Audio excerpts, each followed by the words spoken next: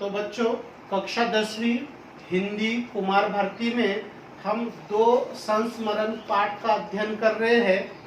इसमें हमने पहले कक्षा में पहला वीडियो बना लिया है, अब हम दूसरा वीडियो के बारे में देख रहे हैं। बहुत से सवाल लेकर जब मैं माँ के पास आता हूँ तो माँ मेरा सिर सहलाती है, कहती है कि ये मानसरोवर के राजहंस है। लेखक जब बचपन में छोटा था तो उनके मन में अनेक प्रश्न थे, तो माँ कहती है ये क्या है, मानसरोवर के राजहंस है, माँ कहती थी। तो ये सारे हंस तो इस तरह एक गति से उड़ते हैं, उसका क्या मतलब हुआ? और लेखक के मन में प्रश्न, ये आपस में रिश्तेदार है, मिलजुल के रहते हैं, सबसे आगे वाला उनका नेता होता है। यहाँ पर और एक संजाल है बच्चों, आगे संजाल आएगा, उस संजाल के उत्तर देखिए। उनका जो प्रमुख होता है वो सबसे आगे होता है, वो नेता होता है। तो नेता के कौन कौन से कार्य है देखिए। उड़ने की रफ्तार और दिशा तय करता है, संजाल का पहला प्रश्न का उत्तर। उसके पंखों को बाकियों से ज्यादा मेहनत करनी होती है, सामने आने वाले खतरों को वो पहले पहचानता है, वो हवा को काटता है। इस तरह के क्या है, 4 उत्तर उस संजाल में आगे। अब हम आगे देखेंगे उसका। ये आपने जो मैंने डार्क करके रखा है कलर से, ये सब क्या है, नेता वाले प्रश्न के उत्तर है, आपको आसानी से मिल जाएंगे।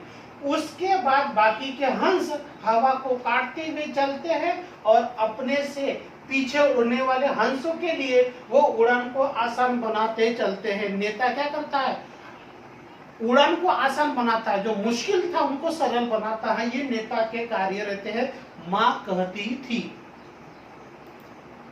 ये देखिए नेता का कार्य, नेता के जो कार्य है उसमें लिखना है। ये अगला संजाल है, इनमें आपने क्या करना है, वे प्रश्न के उत्तर लिखने हैं इसी एक्टिविटी के माध्यम से। लेकिन माँ सबसे आगे वाला ज्यादा मेहनत करता है और सबसे पीछे वाले के लिए रास्ता आसान बनाता चलता है। ऐसा क्यों? लेखक के मन में प्रश्न निर्माण हो रहा है, अपने माँ से पूछता है। माँ कहती है कि ये सब रिश्तेदार है, ये सब सगे संबंधी है, वे जानते हैं कर भला तो हो भला। ये कहावत है, कहावत का मैं आगे में मैंने कृति में दिया है, इसका हम अर्थ देखेंगे। कर भला तो हो भला, इसीलिए ये एक दूसरे का साथ देते हुए चलते हैं। ये बहुत दूर तक उड़ते हुए चले जाते हैं। ये एक बार में 10 घंटे उड़ सकते हैं, ऐसा माँ का कहना है। 10 घंटे एक बार में, 10 घंटे ने कम हो गया क्या? आगे देखेंगे हम। कहावत, कहावत कौन सी है, कर भला तो हो भला। इसका मतलब है, इसका मीनिंग है परोपकार से अपना उपकार होना। इसके हमने क्या करना है, दूसरों की मदद करेंगे तो लोग हमारी भी मदद करेंगे। अगर हम अच्छा काम करेंगे तो हमको अच्छा फल मिलेगा, इसका मतलब होता है। 10 घंटे का सफर करते एक बार में। हाँ बेटा, कई बार उससे भी ज्यादा। इनमें सबसे आगे वाला हंस सबसे अधिक मेहनत करता है और फिर जब वो थकने लगता है तो सबसे पीछे वाला उसकी जगह लेने पहुंचता है। इस तरह से क्या है, ऐसे वो क्या करते हैं, बदलते चलते हैं थकने के बाद में, और हजारों किलोमीटर की यात्रा करते रहते हैं, अपनी अपनी जगह बदलते चलते हैं। अपनी अपनी क्या है, युग्म शब्द है। मैंने बताया ना, सबसे आगे वाला नेता होता है और वो दूसरे हंसों के लिए उड़ान को आसान बनाता हुआ अपने पंखों से हवा को काटता चलता है। पीछे वालों को कम मेहनत करनी होती है, इसके पीछे वालों को और कम। इस तरह से बीच हवा में ही सुस्ताते हुए एक दूसरे का साथ देते हुए हजारों मील का सफर तय करते हैं ये हंस। माँ लेखक को बता रही है, संस्मरणकार को बता रही है। बच्चों आगे देखेंगे। फिर माँ फिर मुझे हंसों की ढेर सारी कहानियां सुनाती। कवि कहते हैं पाठक को, विद्यार्थी को, कि हंसों के बारे में मुझे कहानियां सुनाती थी। क्या सुनाती थी? कि हंस मोती खाते हैं।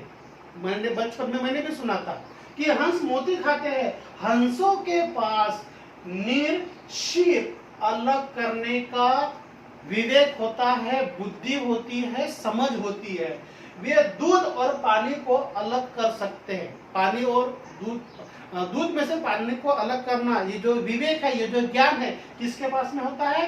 केवल हंस के पास होता है। माँ कहती थी। एक बार एक कहानी है यहाँ पर संस्मरण कर बता रहे क्या, देखिए एक किस्सा है। एक बार एक शिकारी ने किसी हंस को मार दिया।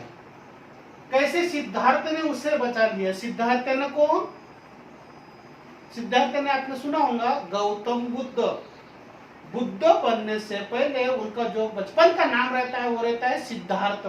सिद्धार्थ ने उसे बचा लिया। शिकारी ने सिद्धार्थ से जब अपना शिकार मांगा तो उन्होंने कैसे उसे समझाया?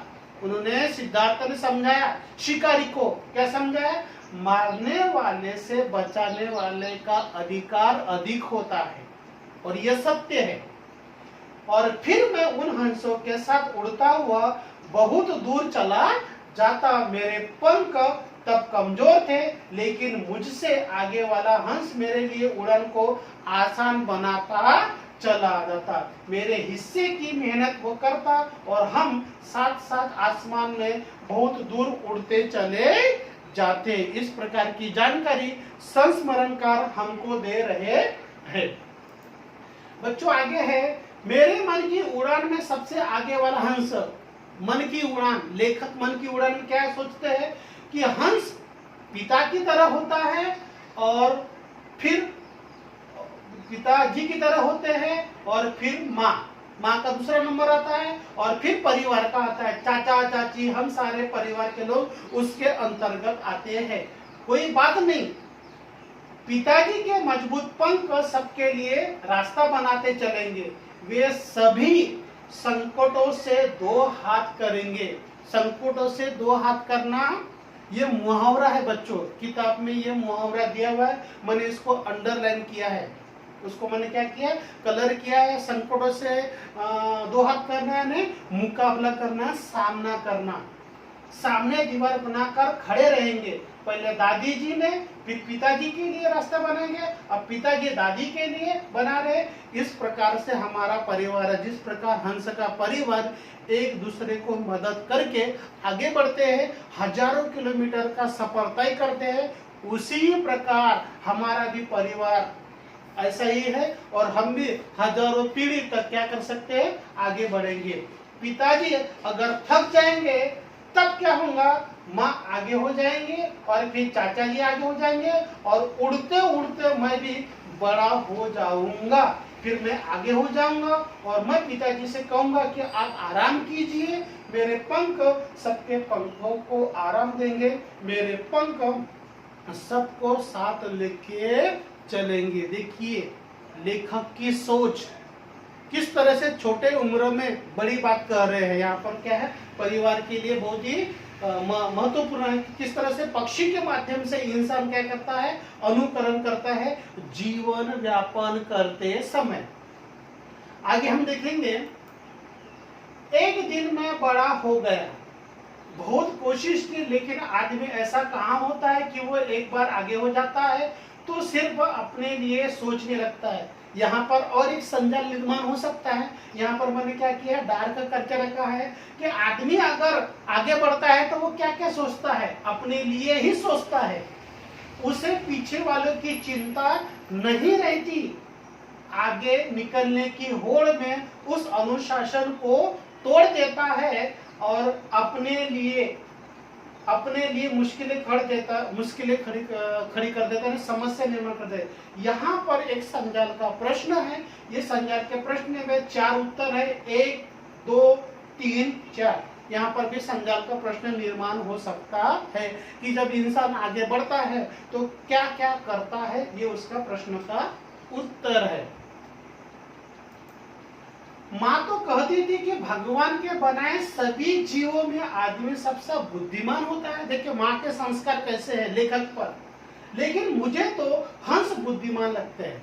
लेखक को मनुष्य से हंस बुद्धिमान लगता है। क्यों बुद्धिमान लगता है, यह संजाल का प्रश्न है। यहाँ पर भी इसके 4 उत्तर है। पहला है हंस बुद्धिमान लगने के कारण। पहला है सबको साथ लेकर उड़ता है हंस। एक दिन में 10 घंटे उड़ता है, 2 हजारों मील उड़ते हैं, 3 और सबको कमजोर हंस भी उनके साथ उड़ने के लिए मदद करता है। ये 4 उत्तर है संजाल के। यहाँ पर भी संजाल का अगला प्रश्न है, यहाँ पर आया तो इस प्रकार आप लिख सकते हैं, आदमी ऐसा कहाँ करता है। आदमी पर व्यंग किया है लेखक ने। आदमी और पक्षियों में बहुत अंतर है। पक्षी में क्या है, एकता रहती है, लेकिन आदमी कहीं ना कहीं स्वार्थी है। अब मां नहीं है होती तो पूछता, मां इन हंसों को रिश्तों का पाठ किसने पढ़ाया। ये सब रिश्तों का पाठ किसने पढ़ाया। मां बहुत सारी जानकारी लेखक को देती है। ये देखिए, मैंने आपको बताया कि लेखक को हंसों के बुद्धिमान लगने के कारण, 4 कारण मैंने आपको बताया, 4 उसमें उत्तर दिए। आपने इन डब्बों में क्या करना है, उनके प्रश्नों के उत्तर लिखने हैं। अब यहाँ पर हम रुक जाते हैं। ये हो जाता है हमारा पहला संस्मरण। अब हम दूसरे संस्मरण के बारे में हम देखेंगे।